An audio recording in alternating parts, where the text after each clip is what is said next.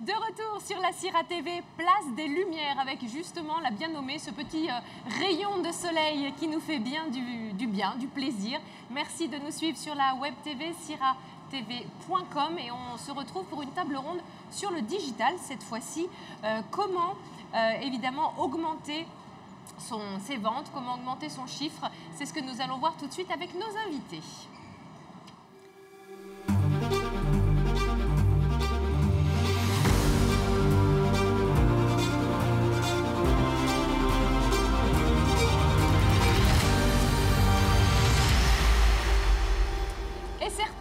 De retour ici sur cette table ronde, je suis de nouveau très bien entourée, soyez les bienvenus tous les trois. Nous allons parler digital. Honnêtement, sur cette web TV, c'est devenu un terme absolument incontournable, le digital. Maintenant, on ne peut plus faire sans. C'est vrai, mais c'est fou. Toutes les heures, ça revient. Alors, j'ai la joie d'accueillir Yasmina Gouesh. Vous êtes manager des ventes à La Fourchette. Absolument. Soyez la bienvenue. À vos côtés, Emmanuel Grelot, cofondateur et président d'Easylis. Absolument, bonjour. Et enfin, Bertrand Lazare, président de Business. Ça prononce bien. Business, très bien.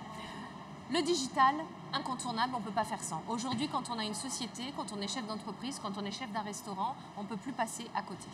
Oui, c'est vrai. C'est justement en fait devenu, comme vous le dites, incontournable. Oui. Et c'est justement en fait chez La Fourchette, le gros sujet qui nous anime, c'est de se dire comment accompagner nos amis restaurateurs, justement pour les aider à augmenter leur productivité, à les aider sur leur référencement, sur la visibilité, parce qu'aujourd'hui c'est devenu finalement le vrai sujet du moment et la priorité de ces jours. Bien sûr. Alors bien évidemment, vous proposez tous des choses, vous vous organisez, vous chez Easylis, vous êtes la première solution web et mobile complète et qui est dédiée aux professionnels de la restauration. J'aurais pas mieux dit. Eh ben alors, c'est parfait. 20 sur 20. Effectivement, une solution complète de gestion pour les restaurateurs. Effectivement, la révolution digitale, moi je pense qu'on est au début et je pense que la restauration est en train de connaître ce que la GMS a connu il y a 20-30 ans. Et on est au tout début de l'équipement des restaurateurs, que ce soit les groupes ou la restauration collective, restauration commerciale, d'outils de gestion comme Easylis qui permettent d'automatiser tout un tas de fonctions qui sont faites manuellement aujourd'hui, d'automatiser les achats, d'avoir toutes les données produits, toutes les informations produits qui viennent automatiquement et toutes seules dans le restaurant sans avoir à traiter tout ça manuellement. Donc oui, c'est une vraie révolution digitale et on est au tout début. Bon, et alors vous, quelles sont les solutions que vous proposez? Alors Business, comme son nom l'indique, simplifie la vie, le business, on va dire, des restaurateurs. Oui. Et on a pris le parti pris que la technologie n'est qu'un accélérateur en fait de la vraie vie. C'est vrai. Ça veut dire que dans les faits, on a des restaurateurs aujourd'hui qui sont parfois cinquantenaires, pas toujours très geeks parce que pas digital native, comme on les appelle. Vous dites ça parce qu'on a eu Michel Roth qui est là, sur le plateau. C'est une vraie réalité. Et on a voulu créer quelque chose d'extrêmement simple, le Facebook de la restauration. Ah, j'adore Facebook, très bien. Et l'idée, c'est vraiment de leur donner... de permettre en fait de faire appel à ses vrais amis professionnels pour faire ressortir les solutions les plus simples pour eux, pour mieux acheter, pour mieux décider, pour trouver entre guillemets les produits ou les services dont ils ont besoin de façon extrêmement rapide. Et donc voilà, la confiance en fait humaine, c'est-à-dire l'humain en fait en priorité qui crée la confiance, nous permet derrière d'amener en fait des solutions digitales qui ne sont que des accélérateurs permettant de travailler dans son cercle de confiance pour accéder en fait à ce dont on a besoin en fait le plus. Comme un robot ménager finalement, comme un chef se servirait d'un robot pour améliorer ou aller plus vite pour faire sa pâte. Exactement, c'est un moteur de recommandation en fait dans son cercle d'amis avec les vrais amis de la vraie vie. Ils sont ni connectés Facebook, ni connectés LinkedIn. Ce sont ceux qui sont dans notre téléphone, qui viennent le dimanche à minuit quand vous n'allez pas bien et que vous avez besoin d'un coup de main de l'aide. Ceux-là, en fait, on peut les solliciter. On bénéficie instantanément en fait, de leur retour d'expérience pour gagner énormément de temps et de qualité en fait, de décision. Mais du coup, comment ça marche ? C'est une application, c'est à la fois une application mobile extrêmement simple d'usage, à 3 boutons puisqu'on l'a créée par les restaurateurs, pour les restaurateurs, de telle façon à ce que ce soit d'une simplicité biblique pour eux. Et à la fois, en fait, c'est une place de marché extrêmement puissante qui permet à tous les opérateurs de produits, de services, de pouvoir se référencer pour faire la connexion intelligente entre les produits de qualité avec les acteurs qui en ont besoin. Et la recommandation fait émerger un peu dans la loi de Pareto du 80-20, les 20% en fait, des produits qui sont les meilleurs, dont les gens ont une vraie expérience dans la vraie vie pour pouvoir gagner du temps, de l'expérience et de la capacité en fait à bénéficier des meilleurs prix, on va dire, puisqu'on interconnecte tous les restaurateurs en fait de France aujourd'hui en fait via ces plateformes. Un vrai réseau. Facebook, moi j'aime beaucoup cette idée. Oui. La simplicité, c'est une notion qui est revenue, ce besoin de faire simple sur ces tendances digitales parce qu'on ne maîtrise pas forcément les outils. C'est ce que vous proposez chez La Fourchette. On a eu Fabrice Bonneau qui utilise La Fourchette et qui te dit mais c'est formidable parce que voilà, en deux clics, on arrive à faire ça a vraiment été, et je reprends un peu vos termes, la Fourchette, en fait, l'interface et le back-office qui permet aux restaurateurs justement de suivre leur activité, d'avoir une meilleure productivité, ça a été vraiment conçu avec les restaurateurs. On a vraiment travaillé tous ensemble autour de tables communes, d'échanger justement les problématiques quotidiennes, savoir comment on allait pouvoir les accompagner pour justement leur apporter la solution digitale qui les aide au quotidien et qui leur permet de se dire en fait finalement c'est aussi simple que mon cahier papier quoi. Ouais, donc finalement le bon vieux stylo, c'est ça, exactement. Et comment je peux en fait finalement parce qu'on a tous peur du changement, peur de changer un petit peu les habitudes et de se dire est-ce que je vais pas perdre mes repères, là non. En fait, finalement, c'est aussi simple que de prendre un stylo. Là, par contre, ça me permet d'être dans l'air du temps et d'être connecté au digital, en fait, finalement. Emmanuel, les outils proposent aussi bien des avantages sur la gestion, par exemple, des déchets, par exemple. Hein. On gère effectivement l'ensemble du cycle et également les déchets aujourd'hui avec des systèmes de poubelles intelligentes, connectées, avec des partenaires qui font toute la partie matérielle, comme la maison Mat Fer Bourgeat. Et nous, on récupère toutes les données dans EasyList pour pouvoir avoir le suivi des déchets et donc savoir combien on a jeté sur chaque poste de production, voir en retour plateau dans la restauration scolaire, par exemple, et donc de pouvoir sensibiliser les élèves sur le gaspillage alimentaire. Et donc on a des outils aujourd'hui qui permettent de faire ça de façon complètement automatique. Quand vous dites des outils, tout ça c'est dans un seul et même outil. C'est dans EasyList. EasyList c'est un ensemble et vous choisissez un peu les modules dont vous avez besoin. Ça peut être la gestion des déchets, ça peut être la gestion des matériels, notamment quand on est un groupe de plusieurs restaurants. Ils vont être capables de gérer en un clic l'ensemble du parc, réduire ses coûts d'intervention. Et puis également la gestion des recettes, des menus, des plans, des stocks, la traçabilité. Aujourd'hui, qui nous est demandé, était capable de dire sur tel plat, quand on fait une compote, de dire la pomme, elle vient de tel producteur et de mettre la photo du producteur. Tout ça, on sait faire aujourd'hui, de ce qu'on appelle la traçabilité amont, montante et descendante. Et ça, on est capable de le faire aujourd'hui. Le digital permet de faire ça et réellement afficher le producteur qui est dans chaque plat. Ça, on sait faire aujourd'hui. Pour le coup, c'est une révolution vraiment terriblement positive.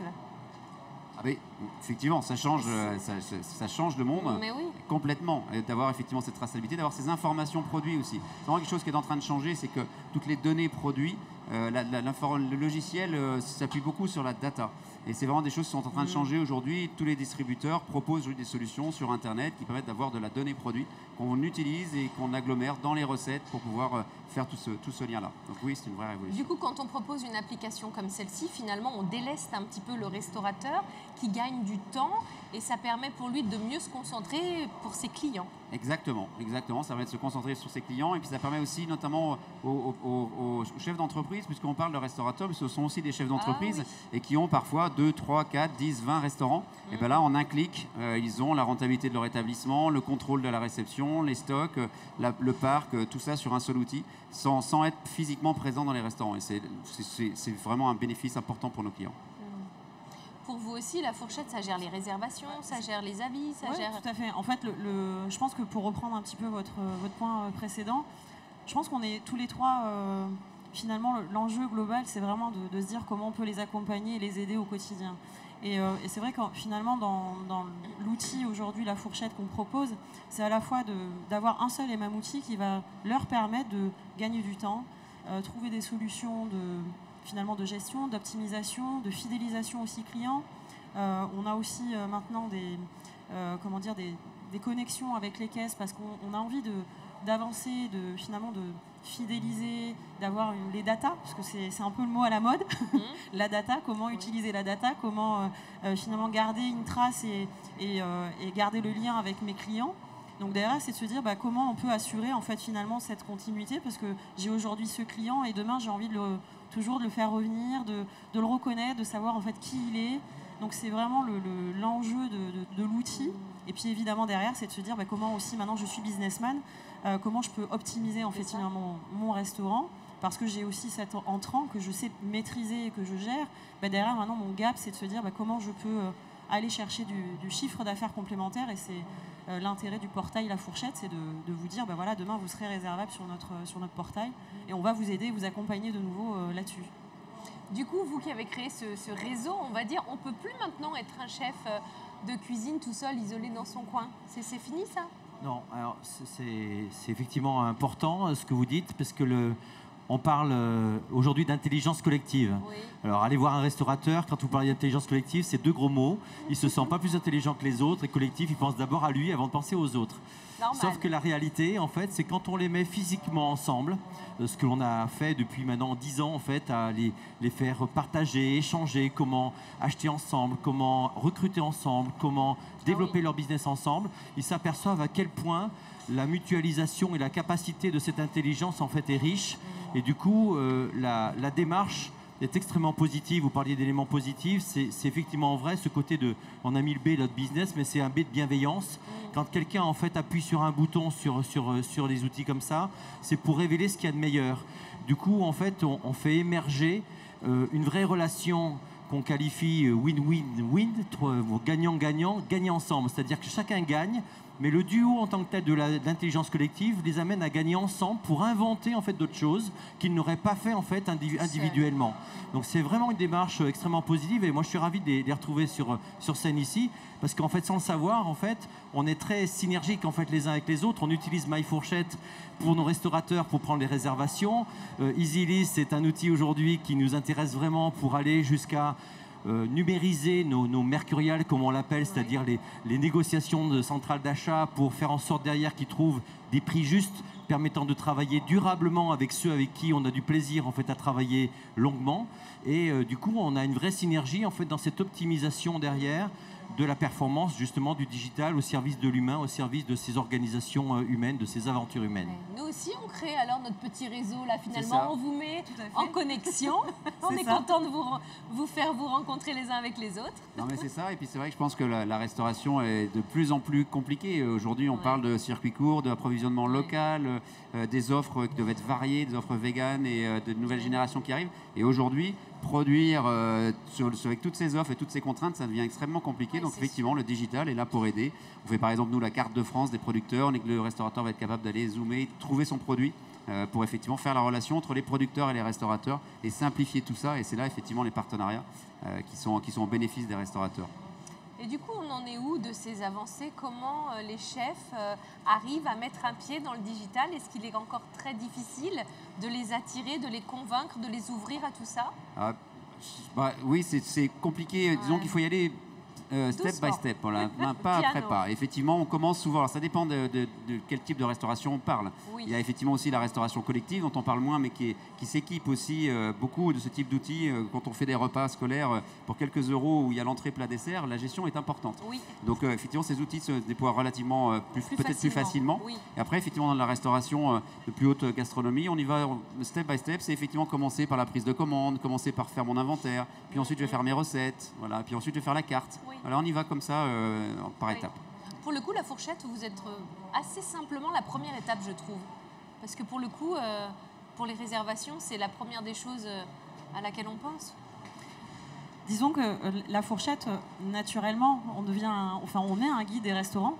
Donc c'est vrai que aujourd'hui, vous avez 80% des clients La Fourchette qui cherchent un restaurant et qui, avant de se déplacer, vont consulter notre portail. Et pour répondre à la question de justement comment les restaurateurs accueillent finalement le digital, j'ai envie de dire qu'à la base, on reste quand même dans un milieu de contact, d'écoute, de dialogue. Oui. Et c'est la clé aujourd'hui justement de l'accompagnement de ces restaurateurs, c'est de les rencontrer, de parler avec eux. Faut vraiment pas oublier ce contact humain qui est la clé de succès en fait finalement et qui va leur permettre d'avancer et d'être rassurés justement sur cette transformation digitale. Et on en parle tellement et aujourd'hui je pense que justement le fait d'en parler de plus en plus, que ce soit dans les médias ou encore ici aujourd'hui, c'est ce qui va leur permettre au fur et à mesure, c'est ça, d'être à l'écoute et de se dire bon, Finalement, ça me plaît pas mal. Oui. Le service est aussi important que le logiciel en fait, que le digital. Le service d'accompagnement, on les rassure sur le fait qu'il y a un numéro de téléphone, derrière il y a des restaurateurs ou des anciens restaurateurs qui répondent au téléphone et ça les rassure. C'est aussi ça qui aide beaucoup à déployer le digital. Il y a de l'humain. Le digital ne fait pas tout, à la fin ça reste, on est dans l'humain. C'est un vrai vecteur, que l'humain doit rester au centre. Voilà. L'humain est central. Ouais. Moi j'étais surpris, en fait, on a créé un réseau au départ pour justement les faire coopérer et on leur a dit quelle est la première décision que vous voulez prendre. Il nous a dit on veut aller manger ensemble. Alors on dit mais quand même, vous êtes déjà dans vos cuisines tous les jours, pourquoi? Il dit parce qu'en fait on y est au quotidien, mais en fait on ne voit pas ce qui se fait ailleurs. Donc on les emmène à Berlin, à Barcelone, etc. On les emmène voir ce qui se passe ailleurs, ça leur ouvre la tête. Ils coopèrent ensemble, c'est-à-dire qu'ils voient les choses ensemble, du coup ils partagent des choses différemment. On fait des ateliers des chefs alors qu'ils n'ont pas besoin de nous, mais ils découvrent en fait des techniques que le copain a, etc. Donc encore une fois c'est bien parce qu'il y a cet humain-là que véritablement après on leur dit t'as vu j'ai un petit outil et là du coup ils cliquent dessus, ils vont voir, ils n'ont pas peur, ils regardent et en fait le digital encore une fois n'est qu'un accélérateur en fait de la confiance, de la relation humaine en fait initiale. C'est bien par ça. Bouffe quoi en fait. Exactement. Il faut rester, c'est leur besoin en fait, c'est leur décision et c'est ce qui fait que ça marche. Si on leur amène du digital directement, ils posent ça vite fait bien fait. Quand on leur dit déjà va télécharger sur le store, ils sortent, ils vont ouvrir le store du restaurant. Enfin, j'exagère, mais pas loin. Je les taquine un peu. Ils se reconnaîtront certainement ceux-là. Mais c'est vraiment ça. On a besoin de les accompagner parce que le digital ne fait pas partie de leur quotidien. C'est pas vrai de la nouvelle génération qui arrive. La nouvelle génération qui arrive sont des gens qui sont habitués à cliquer à droite, faire des photos sur Instagram, etc. Et ceux-là, en fait, évidemment, on va juste 10 fois plus vite. Mais c'est important, enfin nous on a un métier de coach en digital depuis très longtemps dans le monde de la restauration et on leur explique qu'on a besoin de leur faire approprier entre guillemets non pas la technologie mais les usages de ce à quoi en fait ça sert pour leur faire gagner du temps, de la qualité et de l'efficacité derrière. Une fois qu'ils ont compris ça, ils ne sont pas plus bêtes que les autres et donc derrière en fait ils se l'approprient en fait très rapidement. C'est sûr qu'une fois qu'on y a goûté, c'est vrai que c'est difficile. On se dit mais comment j'ai fait sans? Exactement. On le voit bien d'ailleurs, si par hasard ça tombe en panne, ils nous appellent tout de suite. Donc ça, on le voit bien. Je crois aussi qu'on peut ajouter qu'il y a aussi une dimension internationale et la France, pour le coup, est en avance sur le reste du monde. Ce que l'on voit, on a eu, nous on commence notre développement international. Et c'est vrai que la complexité de la restauration française dans tous les domaines a généré des outils comme les nôtres et des services comme les nôtres. Et aujourd'hui, hier, on a eu par exemple la visite de la délégation du Québec, des associations des restaurateurs du Québec, qui sont très intéressés par ce que l'on fait, qui ont évidemment les mêmes contraintes. Mais pour le coup, je pense qu'on est en avance sur le reste de la planète, sur toute cette dynamique-là, autour de ce qu'on appelle la food tech. Je pense qu'on est vraiment en avance. Et ben voilà une bonne nouvelle. Moi, je vais rester sur cette note positive, si cela vous convient. Merci beaucoup à tous les trois d'avoir pris le temps de venir sur la Sira TV, de nous parler du digital. Je vous souhaite une bonne fin de salon. On se reverra probablement rapidement. En attendant, je vous propose de regarder les temps forts de la veille, si vous n'étiez pas là. Petite séance de rattrapage.